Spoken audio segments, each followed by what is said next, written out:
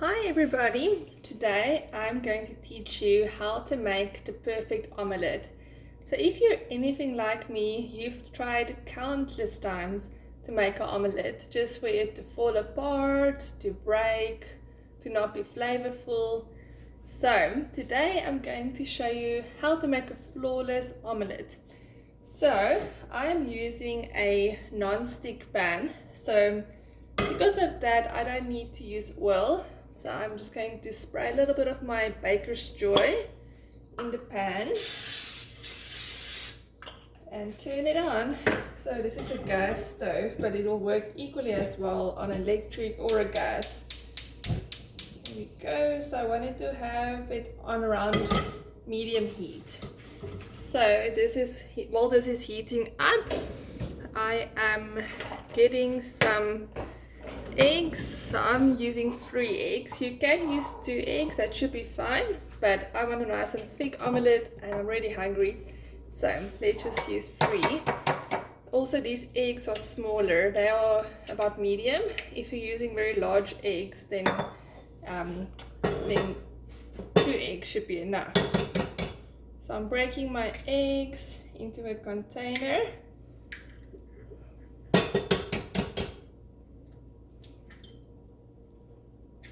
And now I need to use some milk. So I'm just putting a dash of milk in here. So putting it in here, and now I'm mixing it. I'm using a fork. You can also use a whisk. So you just beat it until everything is uniform.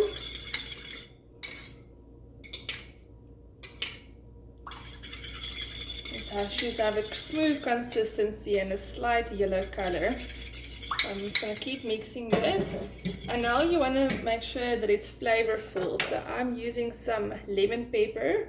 It actually contains some salt as well, some onions. So it's actually a flavor blend. So I'm going to grind some in there. There we go. So now it should give us a good flavor that we want. Mixing it up, so you can feel this pan is pretty hot now. So I'm pouring the egg mixture into the pan.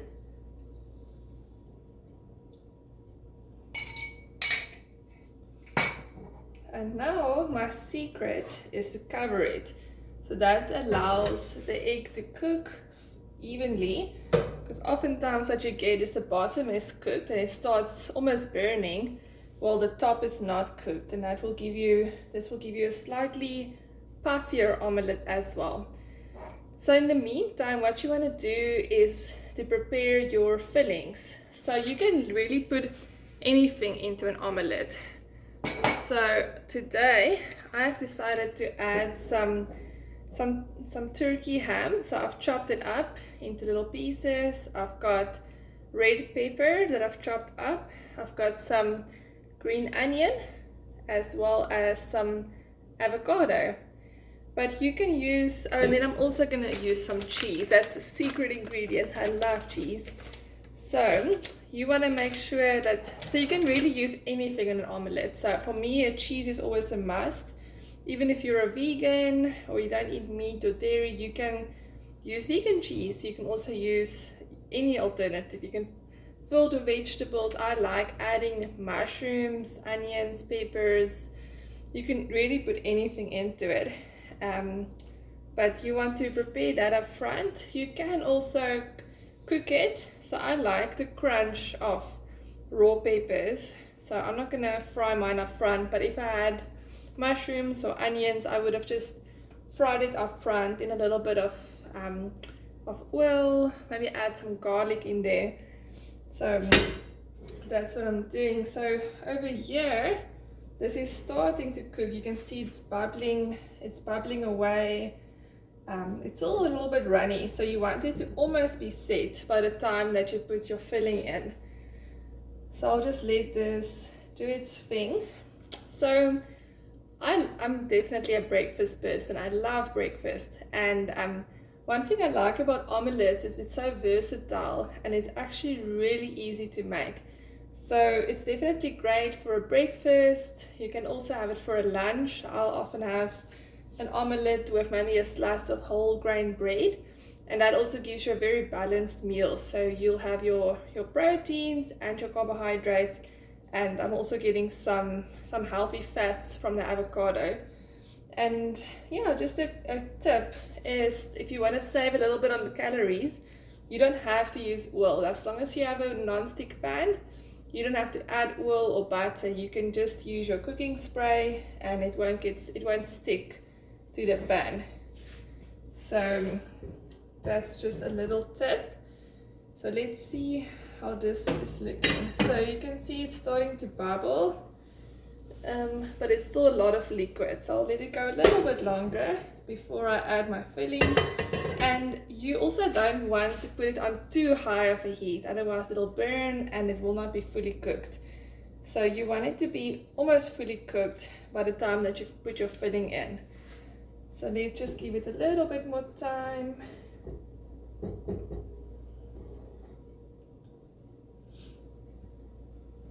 Okay, so it's starting to form some nice bubbles here now. I'm still seeing a lot of liquid there. So let's put a lid back on and let it keep going for a little bit longer.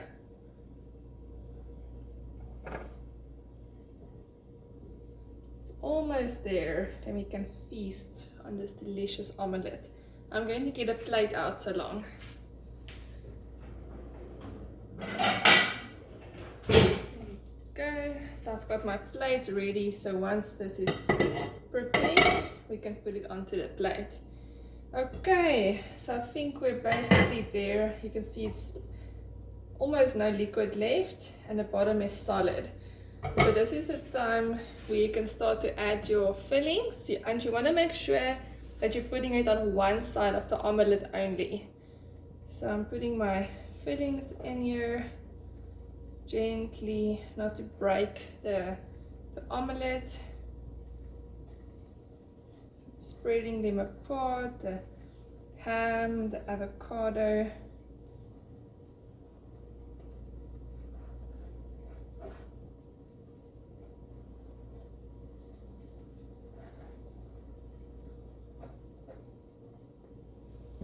Okay, and I'm going to use a little bit more of my lemon pepper. So you can use whatever flavoring you like. This is my current favorite. So I'm just going to put a little bit on my filling to give it that delicious flavor. You can also add some sauce of your choice, spices, herbs. I've used basil before, fresh basil, which was really delicious as well. So what you're gonna do, you can see it's not sticking at all. It's really moving very easily. So what you want to do is you're going to push your spatula under the omelette and then gently toss it over.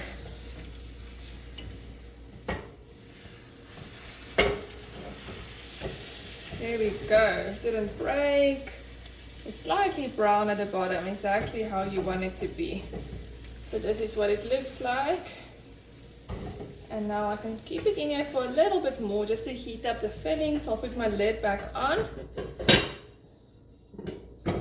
Just give it maybe a minute, even 30 seconds, depending on what temperature it's on.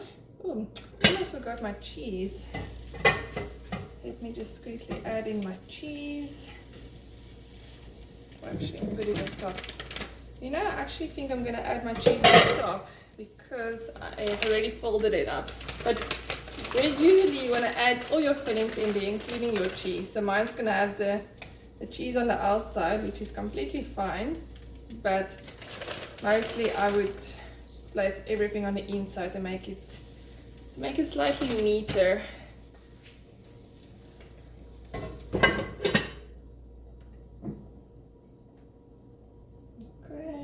I'm going to put this off, and when you're satisfied with your cheese melting, your fillings being warm, yes, I think this is perfect. That's when you can remove it from your plate and enjoy. Thanks for watching.